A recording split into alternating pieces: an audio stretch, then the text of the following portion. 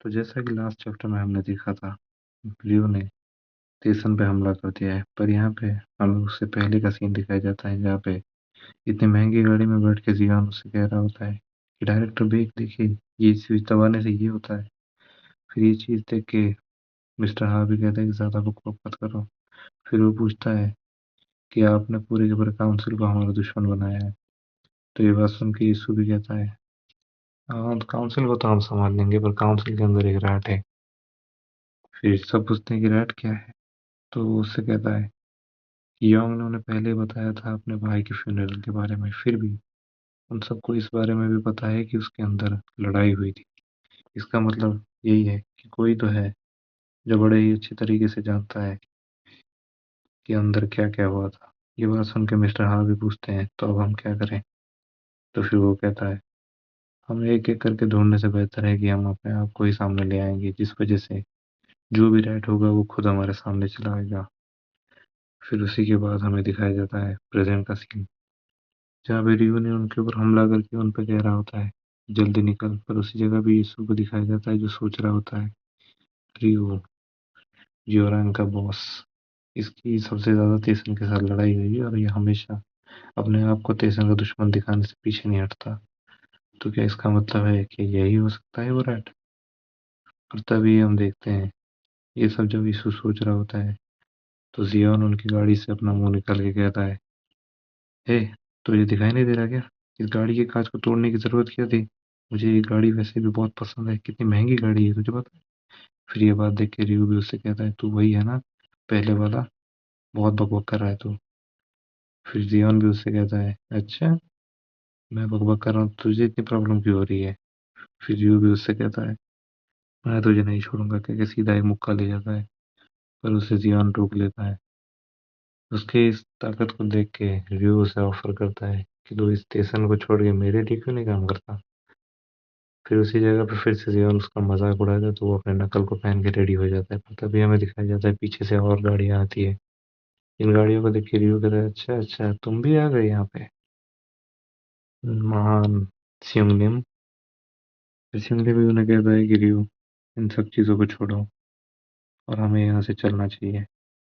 पर उसी जगह पे हमें दिखाया जाता है कि रियो उसकी बात को ना मान के उनका मजाक उड़ा रहा है कि तुझ में अगर दम है तो हमें ज्वाइन कर।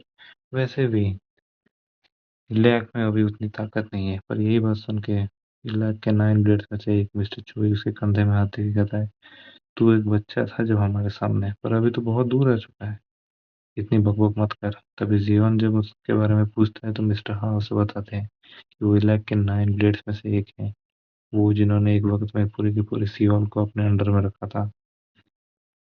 अच्छा, मतलब बहुत ही महान लोग हैं ये सब, जियोन ये बात कहता है।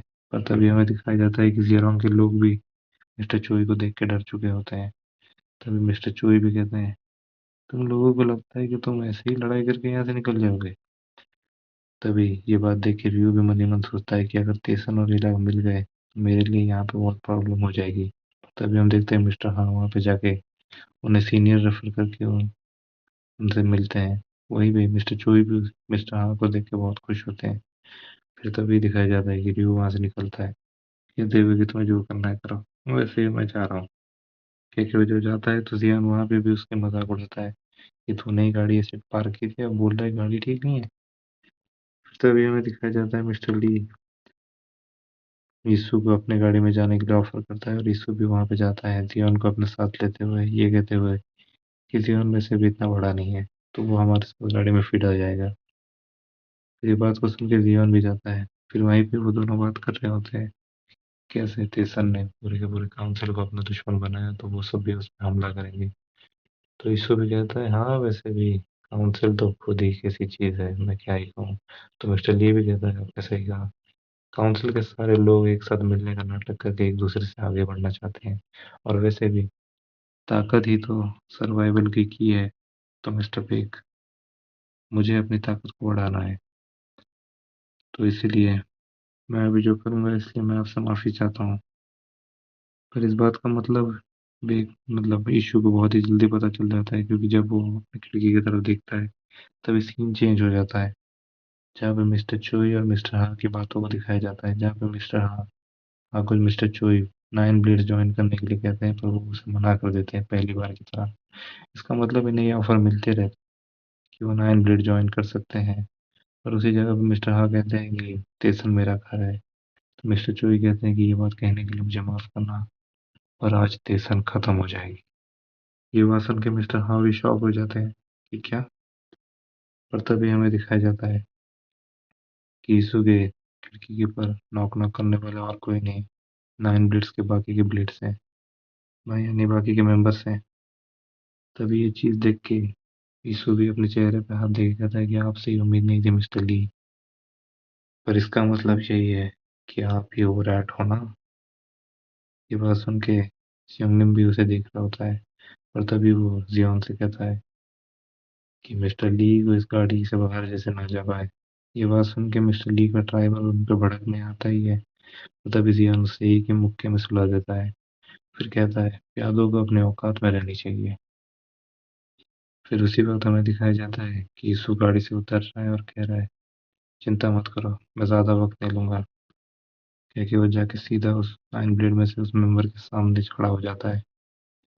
ये बात देख के उसके बाद हमें सीन शिफ्ट करके दिखाया जाता है रियो पे, जहाँ पे रियो कह रहा होता है कि सियोंगनिम साले तूने अपने हुक्म के इक्के को ले आया। तभी रियो का ड्राइवर उसे कहता है कि 9 ब्लेड्स इतने भी कुछ खास नहीं है, हमारी गैंग के लोग जितने ज्यादा हैं हम उन्हें एक ही बार में खत्म कर सकते हैं। तो ये बात सुन के रियो उसके सर पे एक टपली मारता है और कहता है अबे साले, अगर तुझे कुछ पता ना हो तो ज्यादा बक बक मत कर, वरना यहीं पे मार दूंगा। इलाक की 9 ब्लेड। तुझे पता भी है वो क्या है, पहले वो क्या थी, और उसके बाद अब भी वो काउंसिल में एक सीट होल्ड करती है। मैंने खुद देखा है कि सिर्फ 3 इलाक की ब्लेड्स ने एक पूरी ऑर्गेनाइजेशन को ही खत्म कर दिया। पर फिर भी अगर कोई उन मॉन्स्टर्स के सामने अकेले लड़ने की हिम्मत रखता है, तभी हमें दिखाया जाता है कि कैसे यीशु उनमें से एक मेंबर को मुक्का मार रहा है और पीटे ही जा रहा है। और अगर वो फिर भी उनसे भिड़े, तो इसका मतलब यही है कि वो सियोल का अनडिस्प्यूटेड किंग बनने का दम रखता है। तो यहीं पे हमारा चैप्टर खत्म होता है। आगे की चैप्टर चैनल को लाइक और सब्सक्राइब कर देना।